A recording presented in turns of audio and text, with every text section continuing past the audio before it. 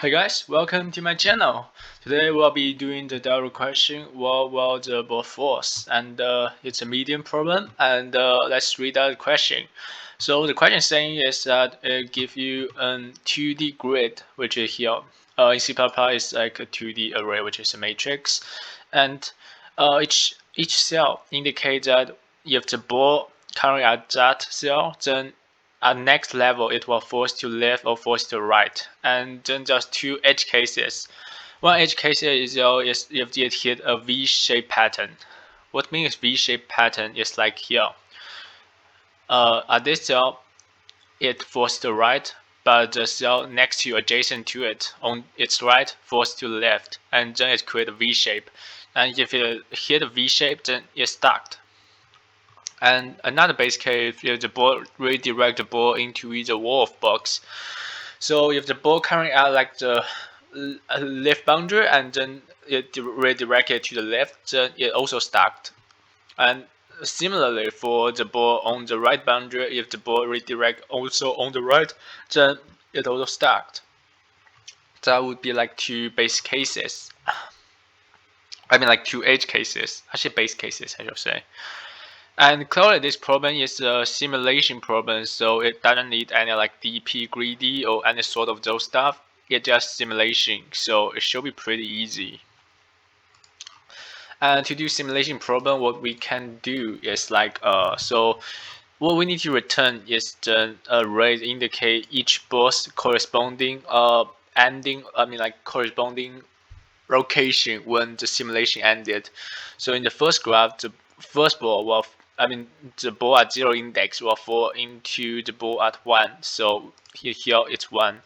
And for the other ball, it is stacked. Then their corresponding index when the simulation ended will be -1, indicated it stacked. And similarly for this grid, for like sort of like this grid, then the end index for each will be like this. So what we can do is we can create a vector. We can use a vector to store the boss, basically. Yeah. Create 0 sides. And how we initialize it is we initialize each corresponding index from 0 to depend on number of columns. So for int I equal to 0, I smaller than greater 0 dot size, increment I, and then we just set it. Great.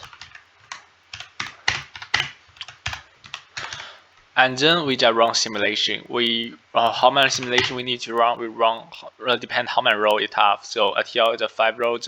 Then suppose that we should run simulation for 5 times. Actually 4 times. Wait, let me think about it. First time, second. Doesn't matter.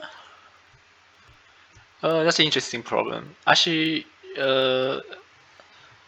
wait a second. So. Oh right, it matters. So here, although it's column 1, but row 4 index is at column 2, and because column 2 it also go left, then we should return 1. So we should run the simulation for rows time. And then just one more thing we can do is like before we process this thing, we can first process our grid. We can use 0 indicate right, -1 indicate to indicate the left. And also we can use 0 to indicate stuck. We can do that to our grid. And that's what we're gonna do. So what we can do is like we just traverse this grid.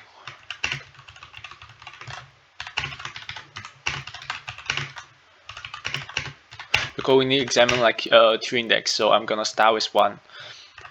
But actually it's the same thing. J++. Before that, let's inspect this edge case. If the ball get redirect to either wall, then it should be stuck. And what I will be doing is we just simply inspecting it. So if grid I0, which is left boundary, is if it equal to -1, then we reassign it to be 0. And similarly, if on the right boundary, it's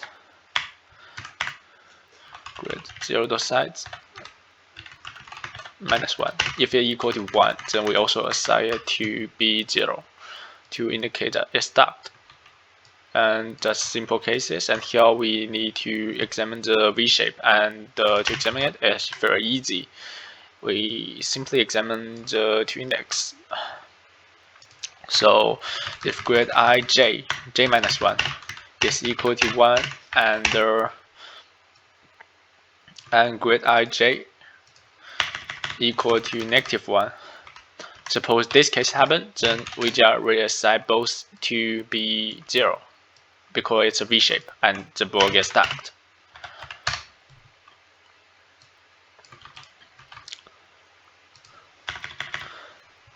And that will be our pre-processing step, and then we need to run simulation. And I'll be creating a simulate function, and for simulate function, it doesn't return anything, just simulate for this boss, and just call it simulate. And it takes a few parameters. First will be the boss, and then the second one will be the grid. And copy paste that. And also the last one should be the column. I mean, the rows. Oh yeah, just call it the rows. Currently return nothing. Stop code, and then here our main function. What we're gonna do is just for int t equal to 0. T smaller than we just simulate for the row size time for this thing. We run simulate. Pass in the boss, the grid, and lastly our columns. I mean the rows, and then we just return boss. Great, and that will be all in our main function. And here we need to just simulate it. And to simulate it, actually very easy. What we're gonna do, we just access for each boss for int I equal to 0, I smaller than boss dot size I plus. First base case, if the ball already stacked. So here we need to make another agreement, so that we make agreement that 0 to m indicate index, and -1 indicate stack. So suppose that if the boss dot I equal to -1, then it's stacked. We just continue. Alright, and then we run the simulation that if grid rows I equal to 0, then the ball stacked. That's the other case.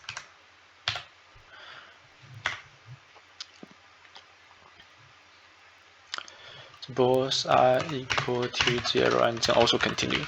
Otherwise, we just add it to other direction, like this grid, because it's 1 and -1, so you can just add it to simulate if it turns left or right. And that's what we're gonna do here. Actually, both sides. Not I. That's a mistake. Great. And yes, that's it. And see if it's working. Oopsie. Alright, should be assigned to -1.